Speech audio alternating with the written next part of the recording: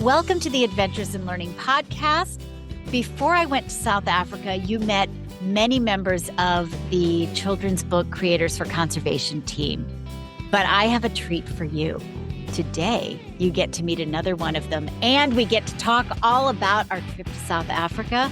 And not only do you get to hear about that, you get to meet one of the most badass women in publishing. Her name is Ann Dye, and I am thrilled to count her as a friend as well as a colleague. Wonder, curiosity, connection. Where will your adventures take you? I'm Dr. Diane, and thank you for joining me on today's episode of Adventures in Learning. Ann, welcome to the Adventures in Learning podcast. Thank you so much for having me, and so excited to connect with you again after our big trip. I am so excited to see you. So, Ann, before we start, for those who don't know who you are, because you do so much marketing behind the scenes, you're a vice president at HarperCollins, and you have been responsible for getting books out into the hands of the public and really selling some of my favorite authors of all time. I'm wondering, can you tell us a little bit about how you got into publishing and what you do? Sure, absolutely. So as you said, I'm currently a vice president of sales operations at HarperCollins. I started working in publishing it's been about 20 years, which is a little hard to believe. I feel like time's not moved that quickly, but it has. And I started on the marketing side. I came into publishing. I always loved books, and I started in children's publishing, and now I do children's and adults. But, I've always loved books. I've always been a big reader. I have so many memories, very specific memories of growing up and being a reader. My parents always read to me. My mom did. That was a very big part of my childhood. And so, as I was going through college and sort of thinking about what I wanted to do, I really knew I wanted to have something to do with working in books and publishing and something in the written form and really getting that out there. That was always really important to me. And I went to the NYU Publishing Institute after college, after I graduated from Cornell, and really just got hooked into the book publishing industry. We had a lot of great speakers, and I just was really inspired to really be a part of that community. And I started marketing. And I've worked at a few different publishing houses, a variety of them over the years. And what started in marketing sort of shifted into marketing and operations, into general publishing operations, into sales operations. And I've kind of worked my way through publishing to sort of meld ultimately what I think is my skill set meets my passion, which is really looking to do everything that I can to make our industry as sort of efficient as possible to get the books out there to readers. Marketing was sort of my beginning sets because it was really taking books and taking the great content that our editors were working on with these amazing authors and illustrators and putting them out there in the world. But as my career has gone on, it's shifted into operations, which is really about sort of helping to support all of our teams to do all the work that they need to do to get our books out there. So I am a very type A person. I'm very organized, and I like to keep things very buttoned up. That's sort of, I get excited about that in a way that I think a lot of people maybe don't. It's a skill set that I have. And I get to kind of utilize that sort of superpower, I think, that I have and use it to get books out there in the world. And I have several nieces and nephews who are around the age of discovering books or have a love for reading, a lot of friends who have kids in that arena too. So being able to be a part of an industry that I think is so important and really does so much to just foster love of reading is just such a delight. So it's been a wonderful 20 years, which is, again, very hard to believe at this point it's been that long. That's amazing. And, as you were talking, I was thinking that when I work with librarians and teachers, one of the things we talk about is, matching books to readers, finding that special book that will light a kid up and get them interested in reading. And I know as you work with sales and as you've worked with marketing, how do you find sort of that key to be able to get grown-ups excited about a book as well as the potential readers?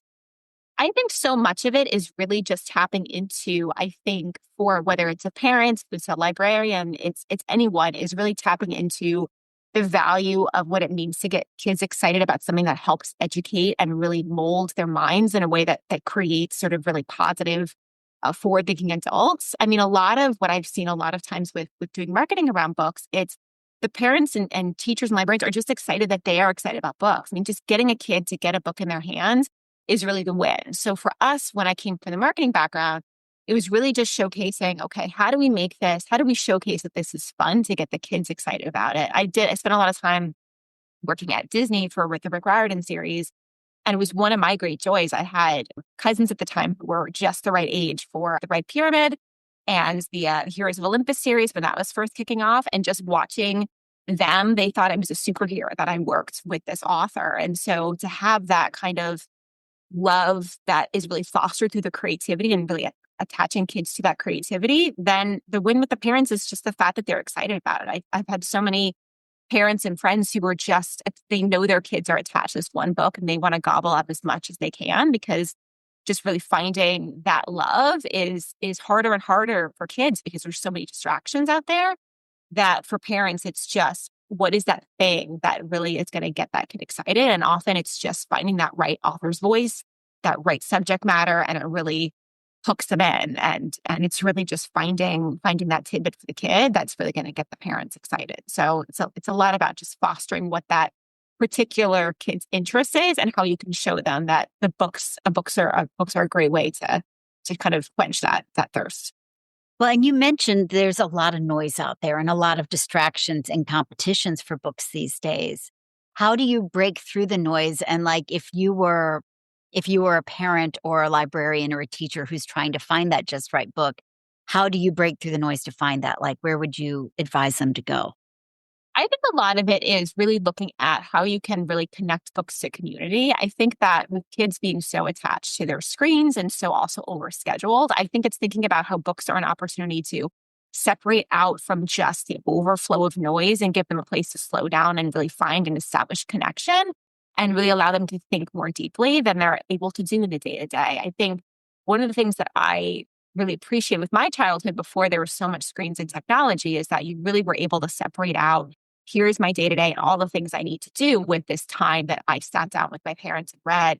And so many of my friends who have kids, they really make a point to separate out time and make reading a specific moment to really slow down and really spend quality time together.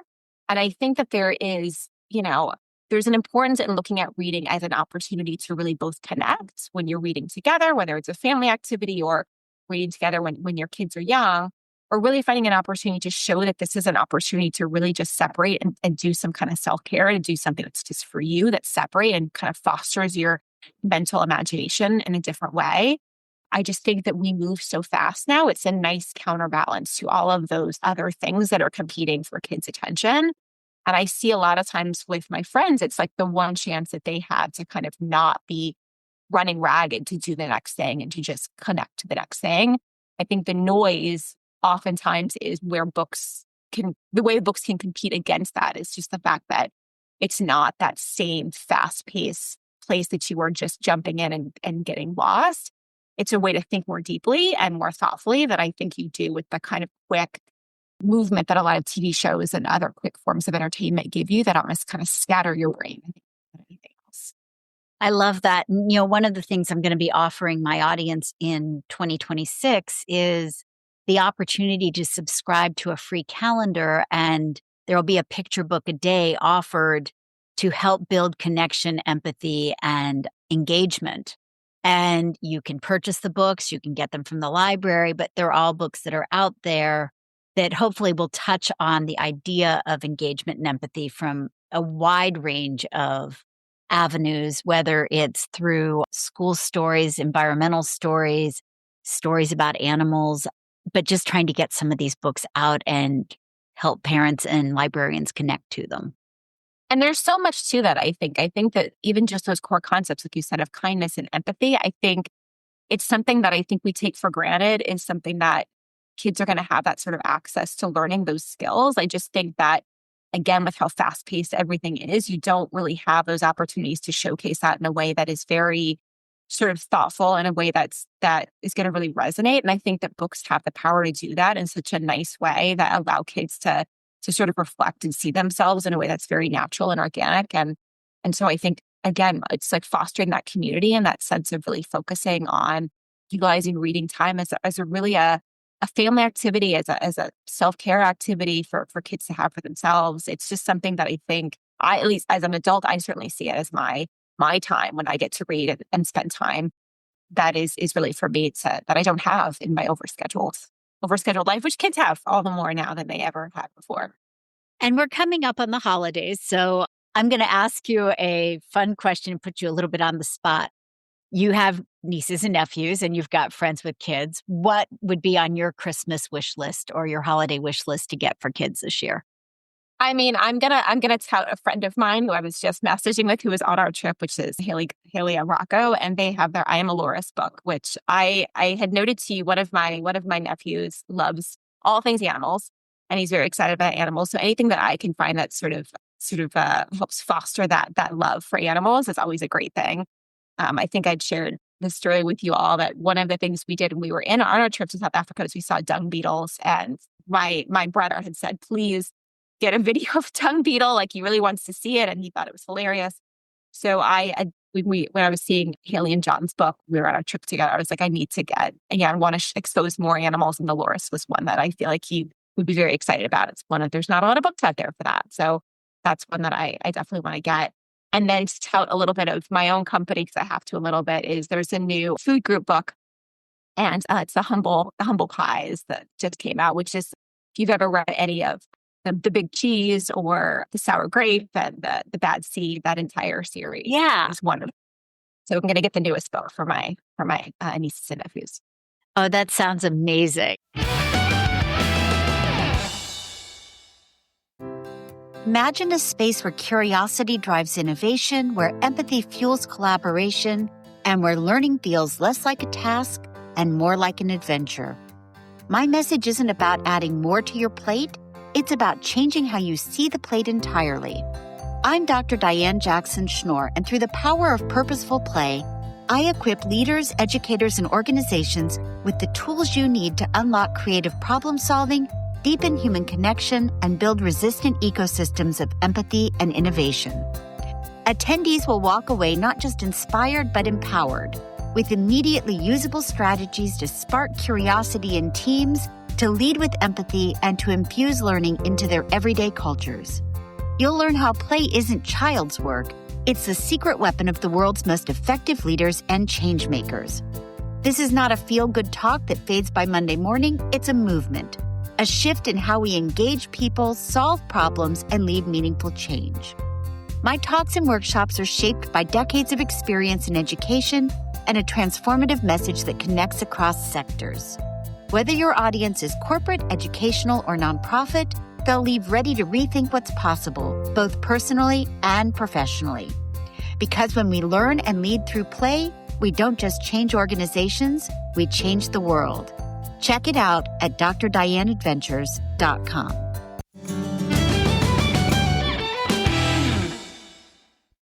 Welcome back to the Adventures in Learning podcast. We're here with Ann Dye, and I'm so thrilled to have her with us. We're going to turn our attention to South Africa. So, Ann, you and I both were on the trip with CBCC. What brought you to that trip? What was the thing that drew you to want to go over to South Africa? So for me, ever since I was little, I have been obsessed with animals. I talked about them all day long. I had a whole collection of stuffed animals when I was a kid of every type. We would go to the zoo. We go anywhere where there are animals, and I always wanted to just spend all of my time with the animals. That is, I am the animal person in my family. And ever since I was starting in high school, I started volunteering every single Saturday at my local animal shelter. And I've done that even to this day. I've been doing that for 20 years. And, I'm an animal person. I love and I care very, very much about protecting and supporting animals, whether it be wildlife or local animals. I have 2 rescue cats of my own who I love very, very much and talk about. And that's like half of my camera roll is photographs and videos of them. And so for me, it was a long time sort of bucket list item for me to want to go to South Africa. I've always wanted to not just see all of the amazing animals and wildlife that was in South Africa, but really feel like I could see and witness them in a way that felt like it was also providing some positive impact. Oftentimes I feel, a little bit admittedly helpless, that I don't feel like I'm doing enough, and I can't do enough to sort of combat all of the things we see in the news every day between climate change and various challenges with regulations and just what we can do to advocate for those who can't always advocate for themselves. And so in my long-term friendship that I've had with Haley Rocco, she and I used to work together when we were both working at Houghton Mifflin Harcourt. She had flagged for me a few years ago that she was going on this trip to South Africa. And she thought she was, in fact, she emailed me saying, I'm here right now in South Africa. You would love it here. And we hadn't talked in a while. And I was like, it was just this amazing moment of fate. And I thought about it literally the week before the applications opened. I thought about that email. I think I was having one of those days where I just was like, oh, I feel like I'm kind of in my own head too much and I want to do something and I want to feel like I'm doing something outside of my day to day, where admittedly, I think I can get sometimes bogged down. And I pulled up that email and I looked at it and I reached out to her and I said, do you know if there's any trips being planned? She's like, we're about to open up applications for this trip. You should apply. And it just was the perfect timing. And I did. And when I found out that I was going to be going on the trip, I was just so delighted. And I felt like I was pinching myself constantly about the fact that I got to go, because I know Yes.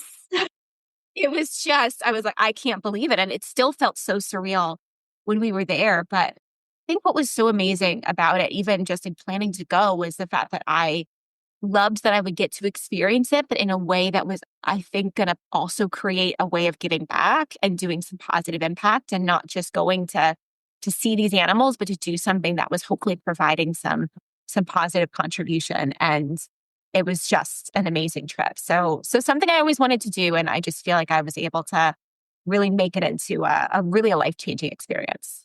Agreed. And, it was one of those things where I hadn't expected, on top of the benefit of getting to go and, the pinch me aspect of that and feeling like you were making a difference, sort of these friendships that emerged as well, because I feel like you all are going to be family for the rest of my life. It's one of those, it's a shared experience and it bonds you in ways that are hard to describe. And it does.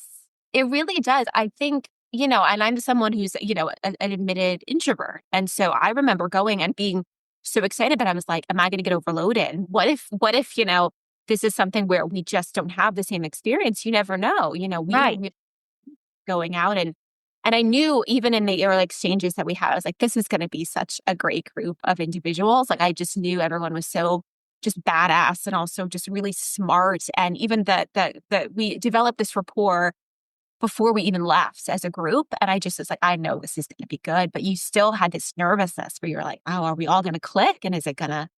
And I tell you, it really was just magical. And there were just moments on that trip where, even in the smallest moments, whether we were, sharing a story over dinner, talking about a shared experience, seeing something on a game drive together, experiencing what we did at the rhino orphanage. We were there in this collective experience together. I really just felt like, I was bonded to this group for life. And there is something about experiencing a trip like that with people that just have the same sort of, I think, just desire to really do good and to feel like they're contributing and the same kind of shared kind of vision and goals, and are just a bunch of cool people. And I truly do feel like we made lifelong family friendships out of that. And we're still connecting after. And it brings a smile to my face every day when I see another exchange in the group chat. Agreed. Every time the WhatsApp lights up, it just makes me smile. It's like, oh, I want to see your kittens, or I want to know what your story is doing. And it definitely feels so connected. So Absolutely. Let's talk a little bit about some of the experiences. You mentioned the rhino orphanage. Shall we start there, or is there something else that was highlight for you? I would love to start there. That's the number one thing I share every time someone tells me about the trip. And I share that story because it was just so special and so amazing. So for those who don't know, one of the things that we got to do while we were there is we went and volunteered at a rhino orphanage, and the location has to be kept top secret because they've had issues with poachers and they've had people literally be physically threatened and abused because the poaching industry is so dangerous. And so the people who work there they're heroes. They're young heroes who are looking out for these endangered species and really protecting young rhinos who have lost their families. And I'm going to throw it over to Anne from there to talk a little bit about what we did after that. Yeah. So it was exactly as you said, Diane. It was something that, I'd had this idea in my mind, knowing that this is the number one thing I knew that we were going to do before we left, that we were going to get to go to this orphanage. And kind of had a visual in my mind of what it was going to be like. I was like, oh, we're going to get to see and maybe see from a distance and get to have this interaction with these rhinos.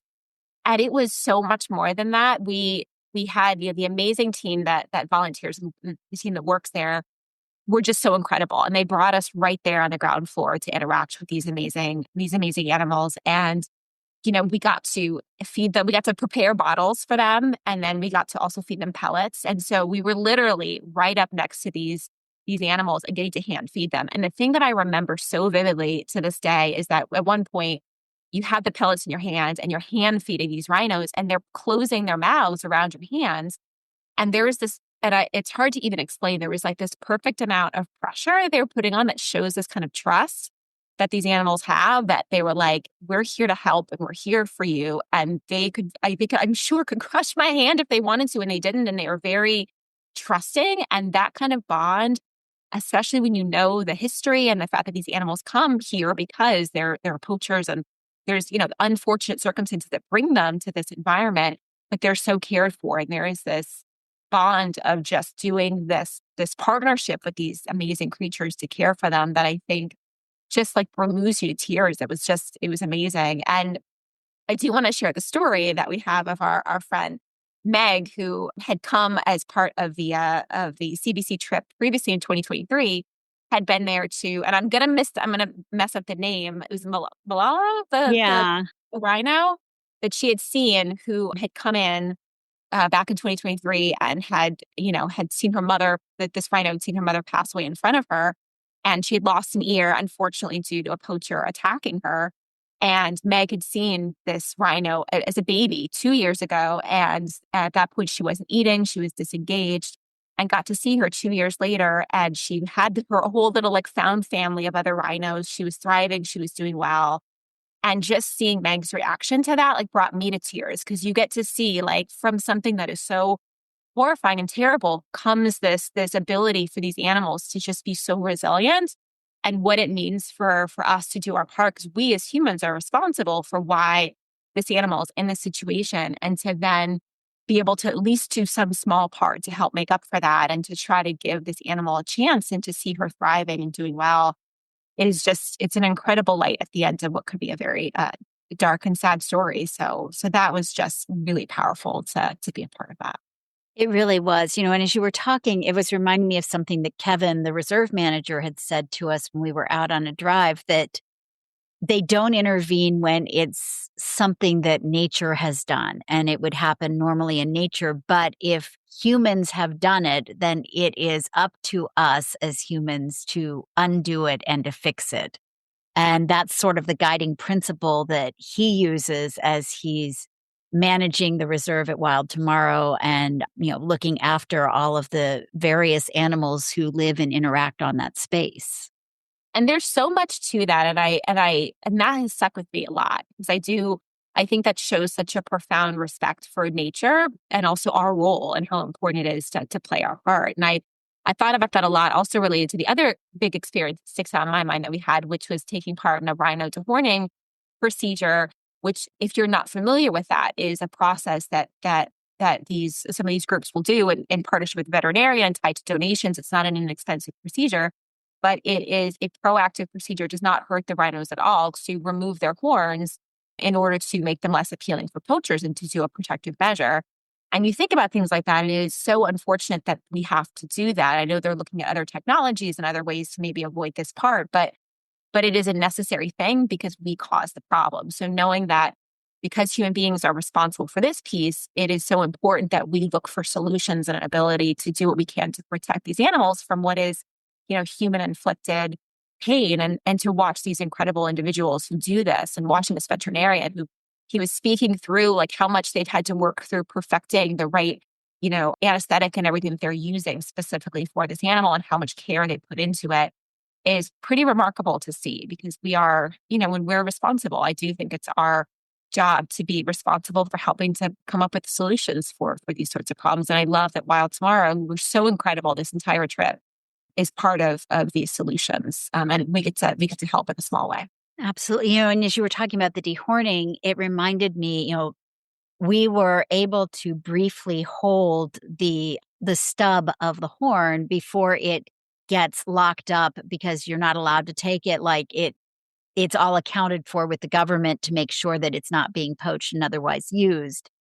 But I remember holding it in my hand and looking at it and thinking, that is literally a fingernail.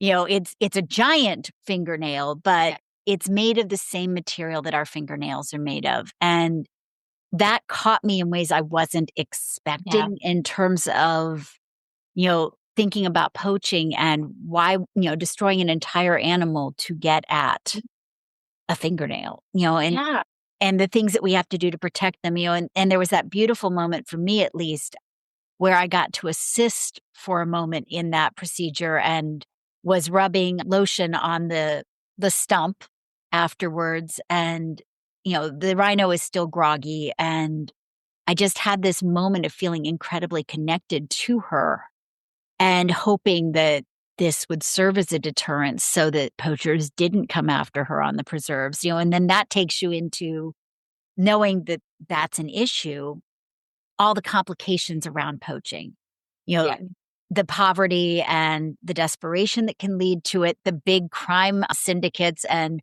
Western culture and Eastern culture that both want this product, but then also the people who are working every day to try to stop it. We met the rangers who were out on patrol every day. We met the people with the canine units who protect the rhinos, and not just the rhinos, but the other animals on the reserves as well. And I realized it really does take an entire community, and it takes coordinated efforts to give us a wild tomorrow.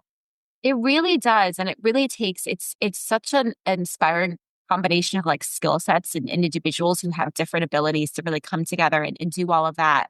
And it also, I think it was so interesting. We were learning also about how they were all connecting to just the local communities and how important it is to also just be mindful and respectful of how these organizations work locally to really make sure they have the support of local communities, that they're working and being respectful of how these various communities work, because it's not as simple as I think was probably a previous understanding of, well, we could just come in and fix it. And that is a very, I think, Western culture appropriate way to look at things. And that's just not how you create sustainable change. It's really about being respectful and mindful of how to enter into the space and create and develop a sustainable environment. And so much of what was inspiring about Wild Tomorrow was also in what they were doing to support the local creches and the local schools and community centers, and just doing work to help support the amazing local women, the Green Mambas, who were just so badass. It's this group of all women who will work with Wild Tomorrow and specifically work on the land and work on conservation and to try to provide them with support. And just, it's a lot about community and really just figuring out sustainable long-term ways to support the animals and to also support the local community. Yeah, I thought I was strong. And then weeding alongside of them, I realized, you're nowhere near as cool as you thought you were. We have a photo, and I go back and look at it, of it's me walking along with one of the Green Mambas, and it's me like bent over with trying to pull it. And I just remember so vividly that moment. I was like, I do like strength training multiple times a week. And I'm like, I couldn't pull up that weed the way that I could. And they just come in and they pull it, and it's no sweat, no problem. And I was like, it was a very good, humbling experience. And I was like, yeah, these women are impressive and things that I could never do. And across the community. I mean, the Green Mambas were amazing, but so were the folks who ran the creches and who are growing the community gardens and figuring out how do we feed, how do we build these ways to give kids a positive future. And I appreciated getting a chance to see a little bit of community as well. And I know that we only scratched the surface and that there's so much more and it's so much deeper than what we saw, but it gave me great respect for the power of community, because I think that's some of the answers to our problems here in the United States as well, is really nurturing our own communities and figuring out how do we build that mutual aid and that mutual support. Oh, absolutely. And that was something that came up a lot in conversations that we were having even with each other about community. And I think I've had a lot of conversations with friends about it. It's become harder and harder, I think, to foster community. We are so just naturally siloed, just the way that the world is and the way that it is between technology, between our schedules, between just the various things happening in the world. being siloed is kind of the new natural way things fall if you don't really take a conscientious effort to reach out to your community. And I think it was something that was so resonated with me and continues to, and that takes so many forms. It's thinking about what kind of local volunteer work that you can do. What are local ways you can get involved in your community? How do you reach out to your neighbors who are around you? Are there friends that you haven't reached out to for a while? What does that mean to kind of reestablish those connections? I think those are things that at least I think always had taken for granted that it's harder now to foster. And it's so important. And I think that sustainable change really only works if you are connected locally and you are supportive and aware of each other. And I think that's something that, again, talking about our amazing group, I think we fostered something very special there that was so inspiring to me. And I just think it just reiterated to me the value of those connections, no matter where you are. Well, and I had a chance when we came back from South Africa, we had just moved to New Hampshire. And so it's a really interesting opportunity to figure out how to plug into community in a meaningful way with a fresh slate. And so you all have been very much in my heart and in my mind as I've been doing that, because I've been thinking about those conversations and, knowing that it takes time, but how do you plug in? How do you find a way to be of service and also be open to receiving? Because I think that's part of it. It's a two-way street. And so, I started with my little free library, which I think I sent you guys pictures of last week. And it was inspired in part by the mural painting that we did at the creche, just the joy that went into that. It is the only mural in the world that was designed by 3 Caldecott award-winning illustrators and one who will someday be one, because I'm still putting my money on Kayla Heron to be the 4th. Oh, she's amazing. Yeah, she was my roommate on the trip, and she just is the best. She's so freaking talented, and I watch her. I follow her. I follow everyone on Instagram. Me too. She illustrations, and she'll do it so like offhand. She's like, I was in the airport, and here's this sketch that I did. And I'm like, I can't even imagine having that kind of talent. So she's really incredible, and everyone on the trip was, and just watching, and it was amazing to watch them. And I'm sure you experienced it too. Just as someone who's not an artist, there's no ego. They just came in, they did it, and they're just these amazing, like seemingly effortlessly talented individuals who coming together to do this thing, and watching them just so seamlessly work together and do this thing that's so positive. And then incorporate us. As you said, those of us who were less artistically gifted, but we made beautiful circles and swirls for grass and giraffe painting and things like that. But they were so encouraging. I mean, Molly Idol is like, you can do this. Molly is the ultimate cheerleader. I loved her so much. We were doing this specific mural inside the creche it was a giraffe mural that was around a bookshelf. And she could not have been more lovely and inspiring. And she was just the ultimate cheerleader. And I was just humbled even being in her presence, trying to paint these little circles. And I'm like, and there was no judgment. She was so wonderful. And it was an amazing experience. They were the best. Well, and it struck me that that's part of what, when we're talking about bringing that back home, it's approaching playfulness in how we take on art or take on life. That joy that Molly and Juana and John and Kayla brought to their art is something we can all take and bring into everyday life as well. And absolutely. I'm grateful for that. Yes, I am too. And I think that someone, again, is an admitted type A person. It's very easy to take everything a little bit too seriously. And I am a perfectionist by nature, and watching just the fun that you can have with creativity, with anything that you're doing that's providing a positive contribution to the world. It's not so serious. Everybody's got gifts. Everybody has things to share. And I think us together, the teamwork that we had, and we all kind of brought our best to that, and we all contributed in different ways. And I will say, Diane, you were amazing with the kids. I mean, I've never seen someone who just so naturally connects with kids in a way that they gravitate toward Diane when we were at the creche.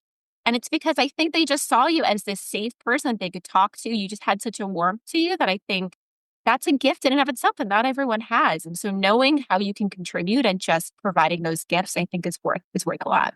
Oh, thanks. One of the things I was thinking about too, I was looking at pictures yesterday, and elephants.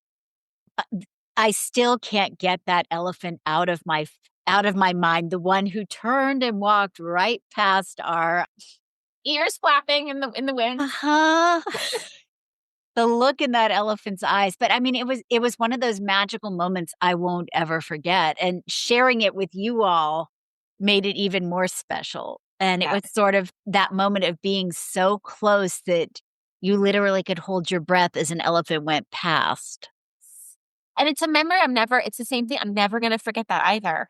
And there is something about that collective experience because we're all experiencing the same thing, even if we're processing it all a little bit differently. And to kind of look around and be like, you're experiencing this too is something magical. And there was something about that being such a collective experience that we were all having that we'd never had before at the same time I'm never going to forget that. I also think about our crash drive to get back where we were racing to try to get back before the gates closed. It was dark out. We were waiting and we had to wait to get through this pack of elephants that were going by. And our driver was just doing his best to get us back. So we were racing back in the dark.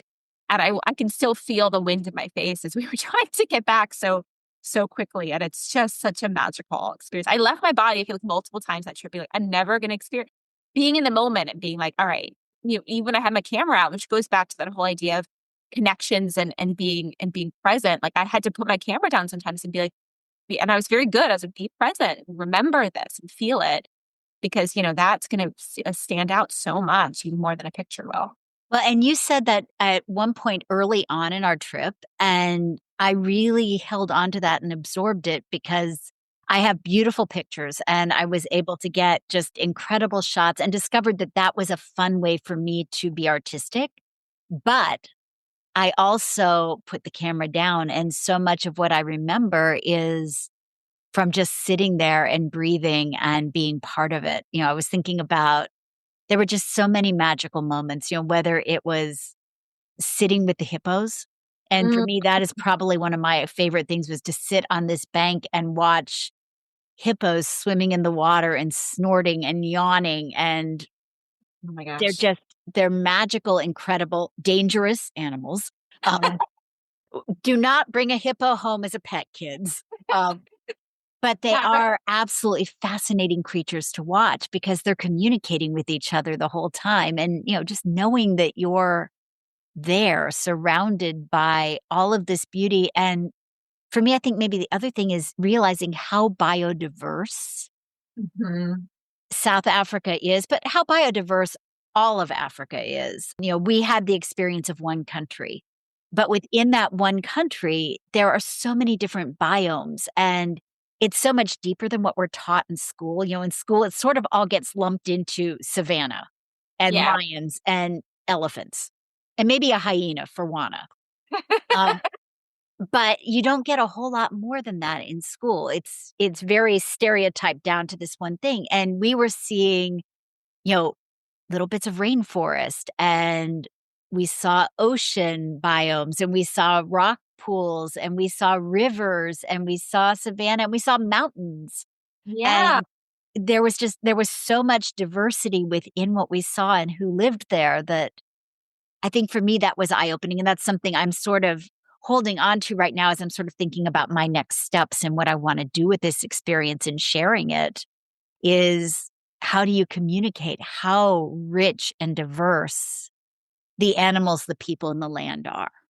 There is something to that. And I don't remember if you were with me when we had the one drive we took where we were seeing all the Nyala out in that giant meadow. And then you could see the little monkeys that were running around. Yes. And that image has stuck out to me and it was Brenda, another of our amazing authors and colleagues in the trip. And she was talking about how her experience is working in zoos and how when you're in a zoo, we are so used to growing up in that kind of artificial environment of the zoo for all the good that so many of these zoos do for our animals in terms of conservation and donations and all that. But you see these animals in these separate enclosures and you don't ever see them interact. And it just reiterated to me, I'm like, we know so little. And so that was the big part for me that was eye opening. And it's just that respect for what you don't know and Yeah. going into the environment with that openness to be like, all right, what am I going to learn from here? And then how do I take that back? Like you're saying, I'm still processing through a lot of that and thinking about where else I want to go in the world to learn and be humble and sort of see what else is out there because it's so easy to just live in your day to day.